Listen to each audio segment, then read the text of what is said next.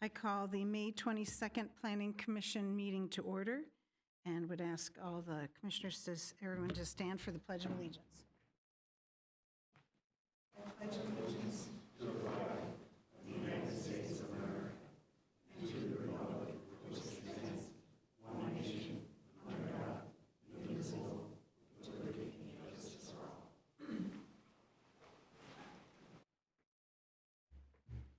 Ms. Erickson, will you please take the roll? Lee? Traffus? Here. Kaluza? Here. Zimmer? Ink? Swaney? Thank you. The next item on the agenda is the approval of the minutes. Does anyone have any changes for the May 8th minutes? If none, then we'll let that stand. I would ask Ms. Jensen if we have any special announcements for tonight. Thank you, Chair Zimmer. Before you, you have the draft minutes from last night's Parks, Recreation, and Natural Resources Committee with comments about the Reserve at Cedar Creek agenda item. Tonight's items will move forward to June 2nd if they are not tabled, and we have no agenda items for our next Planning Commission, so June 5th will be canceled. Thank you. Excellent. Thank you so much. The next item on the agenda is D.R. Horton. Public hearing to consider a variance to the minimum required area and minimum width of an attached garage of a single-family home located at 4824 171st Street West. And I believe we have Mr. Eric Gamrot here on behalf of D.R. Horton.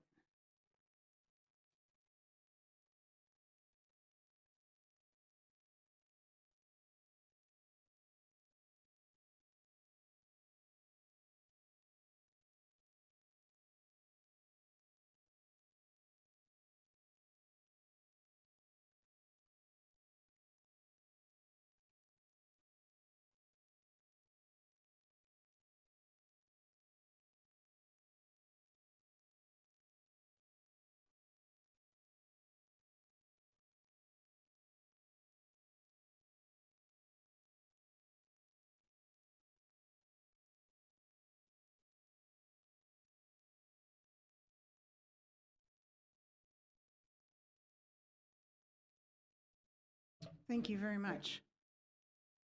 I did notice that. Thank you. Have Ms. Jensen to present on behalf of the city. There we go. All right, good evening, Commissioners. This is a variance request for garage size in the Berkshire development.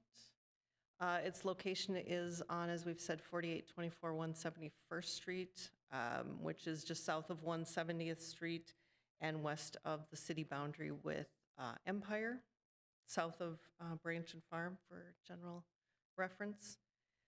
This is the survey of the property.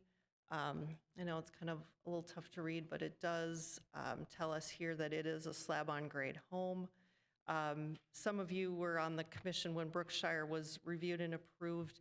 They received a CUP so that a number of the lots within the development can be a reduced lot width to provide for additional lot size variety. So this is one of those lots that was allowed to be with a minimum lot width of 55 feet instead of 70. So it is narrower than we typically see for single family, but you can also see that there is, it looks like 10-foot setbacks on either side, and the district does have 7-foot side yard setbacks. So this is the floor plan for the garage, or for the home, excuse me, showing the garage, and it's a little tough to read this, but the home, or the garage as it was constructed, has an interior area of 481 square feet and a width of 20 feet. Our ordinance does require for homes without a basement, for single-family homes, that the minimum garage be 540 square feet and 22 feet in width. D.R. Horton submitted a building permit for this home, and there was an error made in the home design. It did not include the additional 5-foot bump out that should have been there to meet these requirements. When city inspection staff reviewed it, unfortunately, they missed that that part was missing as well. And then the building permit was approved, the home was constructed, and it was conveyed to the property owners in March, after which time they realized that it did not, they inquired with city staff about, what the minimum size were, and that's when we discovered the error. I did work with building inspection staff to go back and look at other similar lots within the Brookshire development, and we did confirm that there are no other lots that have been issued with permits that do not meet our minimum requirements. So this, thankfully, is the only one, unfortunately, that we did have it, but there are not others that were constructed that did not meet our requirements. So in an effort to ensure that the homeowners have a home that is legal and conforming, we brought forward this variance after the fact. If approved, it would be recorded against the property for that. So any future buyers or anyone would see that despite the garage size and width, it is considered a legal conforming structure. So staff does recommend approval of this variance and adopt the findings of fact as presented, and I will stand for any questions you may have. Thank you. This is a public hearing, and if you would like to testify, please write your name on the list at the back of the room. And now would be the time to come forward if you do have questions, or you do want to testify at the public hearing.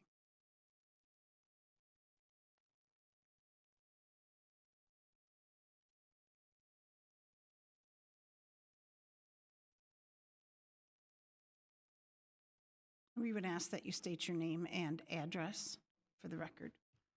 My name is Julie Klug, and we're at 17229 Durham Drive in Lakeville at the Brookshire Development. And actually, our yard is attached to their yard. Very nice couple. My question is this. I tried to find the information before we came, after we got the notice. And my question is this. So are you asked, is it being asked that space be added to the house, or that it just be legalized or approved as is what our question is. Great, thank you. We will be sure to have staff answer that question. I Okay? think we all know the answer, but I think it's important to have it be official. Yeah, because we want to know, because it affects our yard. Sure. I mean, in the swale drainage, et cetera, et cetera, et cetera. And we just wanted to know. Thank you. Is there anyone else that would like to speak? Madam Chair, Commissioner Kaluza?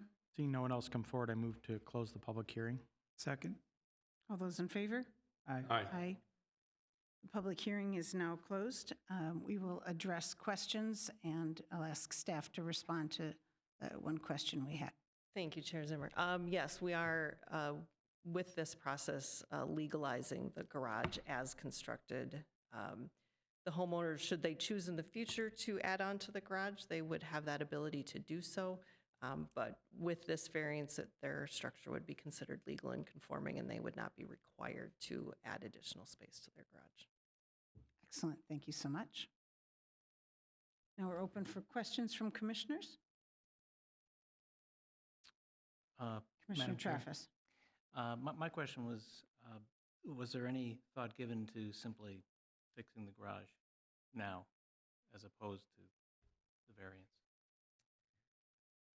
I can let the representatives from D.R. Horton explain better. From my understanding, once the home has been conveyed to the property owner, then it's no longer D.R. Horton having the ability to just go in and add on to that.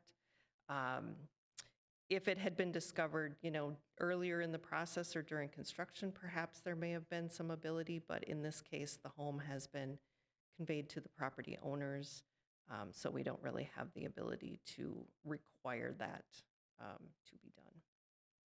Thank you. Madam Chair, Please go ahead, Mr. Kaluza.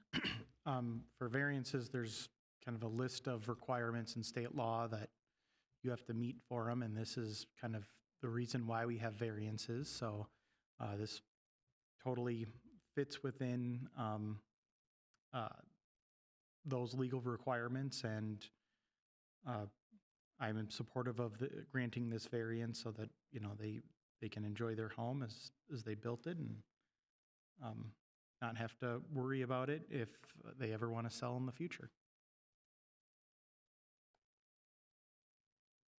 Any other comments? Not, I believe we're ready for a motion. Motion to recommend to City Council approval of the variance for an attached garage less than 540 square feet and a width of less than 22 feet for a home at 4824 171st Street. Second. Thank you very much. Ms. Erickson, would you take the roll? Traffus, Aye. Aye. Zimmer, Aye. Eink. Aye. Swaney, Aye. Tinsley. Aye. Thank you. I think that's the first time in my experience that staff has made an error, so I'm glad to see we're able to remedy it here and make it work out for everybody. Thank you so much for your patience with us. Next item on the agenda is reserve at Cedar Creek. Again, this is a public hearing to consider the application of a reserve at Cedar Creek LLC for a preliminary plat of 48 single-family lots to be known as Reserve at Cedar Creek and the vacation of public roadway, drainage, and utility easements. We have Mr. John Anderson here to present on behalf of the applicant.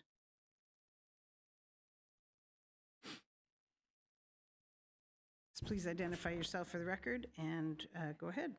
Yeah, good evening. My name is John Anderson. I represent Brandel Anderson Homes, and Chris Contreras is also here in the audience with Brandel Anderson Homes. And we are proposing the Reserve at Cedar Creek. It's a 48-lot, single-family subdivision. It is north of County Road 50 or 202nd Street and south of 200th Street, directly west of the villas that Cedar Creek development, that Summergate development has developed. There's 2 properties involved, 2 10-acre parcels, so 2 different landowners. And the plan is to come forward and get this approved here this summer and construct it, grade it, build the streets, and have building permits ready to go by fall. The lots meet all the zoning requirements for the current zoning district, and we've gone through, some substantial review as far as the grading plans and things like that. And staff will probably touch on it, but there's also a floodplain study adjacent to us, where a creek kind of runs in that area, and that will be put into an outlot and deeded to the city and preserved for future open space, I guess. There's also 2 stormwater ponds on the property. They'll also be in the outlots that'll be deeded to the city. And I guess we plan on building all these lots ourselves at this point. And there won't be any HOA for the neighborhood, but there will be covenants recorded against the lots, but no association dues or homeowners association. And as I said, once we receive preliminary plat approval, we're going to go right into the final plat submittal and try to get a grading permit and start grading and tree clearing and demoing the structures out there. So if you have any questions, we'll be here. And Excellent. Thank you so much. thank you. Next, we'll ask our staff, Ms. Johnson, to present. Hello, Commissioners. As Mr. Anderson said, this is the Reserve at Cedar Creek preliminary plat and easement vacation. It is located north of 202nd Street, which is also County Road 50, just east of City Hall here, between Glenbrook Path, which is in the Cedar Creek Villas development, and Hamburg Avenue. The 2 parcels are zoned RST2, which is what many of them are in that area. That district does allow single-family, detached townhomes, and twin homes. This is the easement area that is proposed to be vacated. It is over the roadway area as well as over the creek. The road easement's no longer needed as it will be platted as right-of-way. The majority of the creek will be within an outlot that comes to the city. And with the LOMAR, the letter of map revision that was recently approved by FEMA for the creek, This sliver of the easement up here that's shown on these lots is no longer required because the map revision has shown that that is no longer a part of that floodway. So that is coming off of those lots as it is no longer needed. This is the existing conditions. It's a little tough to tell, but we have 200th Street here, 202nd at the south. There's a single-family home on each parcel. And then this is the proposed preliminary plat. There's no direct access to either 202nd Street or 200th from this subdivision. The streets will be extended from the Cedar Creek Villas to the east and through this development with a potential future extension here for the property to the west. Tree preservation, this is the plan that identified the trees that are on the site, 857 of them. We did share with you the minutes, the draft minutes from Park and Rec. Last evening, they had quite a discussion on the tree removal proposed for this site, understanding that our current tree preservation ordinance does not prohibit the removal of these trees. And their committee did unanimously recommend approval of it. However, they did add language encouraging the developer to see if any of these trees could be preserved and or adding additional trees back onto the site. This is a little tough to tell, but it is the landscape plan. I just wanted to point out for you,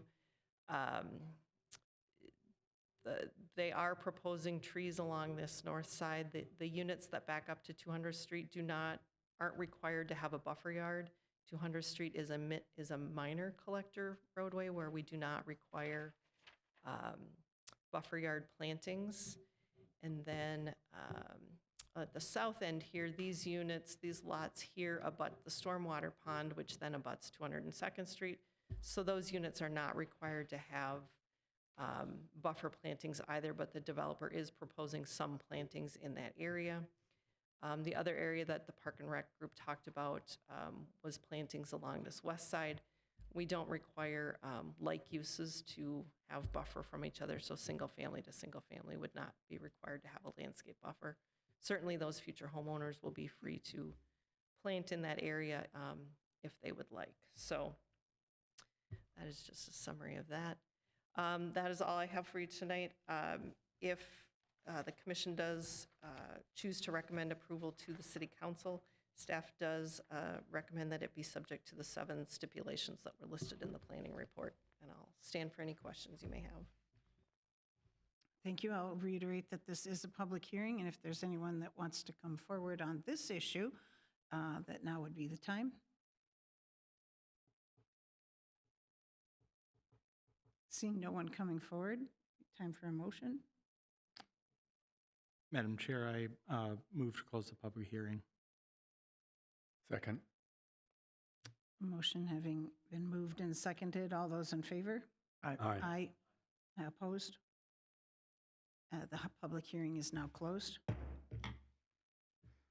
Now we're open for questions from any commissioners. Madam Chair, Commissioner Traffus? when I went to look at the site on 202nd Street, there's a sign for sale, 10 acres. I was just wondering if that 10 acres is somehow related to these, to the subdivision of 48 homes. Is that for sale sign include, is it a different 10 acres? I guess my question. It looks like the answer is no. Or was that a yes? Sorry, I was looking the other direction. The sale sign that Commissioner Traffus saw is for the south parcel that is being developed as Reserve at Cedar Creek. That's the, So it's the southern half of the subdivision. That's the for sale sign is on that current property right now. I saw the sign and it said under contract, so I Okay. made that assumption that it was moving along. I would have one question if nobody else does, if I can ask. The city lot or the outlot that has the creek on it that is going to be, is that deeded to the city? And then the city's going to do the maintenance for the Yes, it will creek be and- the city's area to maintain. So the city have requirements for landscaping for that area? No, the trees that are within that area are being maintained on the site. I think there's maybe one that's being removed. If I recall correctly, it was nearly dead or heavily, it had emerald ash borer or something to that effect. So we would want that one removed. But the remainder of the trees in that creek area are being maintained on site. Very good, thank you. Any other questions? Madam Okay. Chair, Commissioner Kaluza. I move to recommend to the City Council approval of the reserve at Cedar Creek preliminary plat and easement vacation, subject to the 7 stipulations listed in the May 13th, 2025 planning report. I'll second that. Motion having been moved and seconded, Ms. Erickson, will you take the roll, please? Kaluza? Zimmer? Aye. Aye. Aye. Tinsley? Aye. Traffus?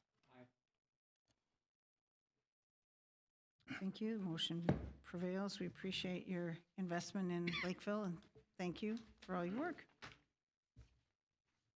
Next item is staff notices, which I think we already received. And just to reiterate that there is no meeting on June 5th for the Planning Commission, so feel free to take the night off.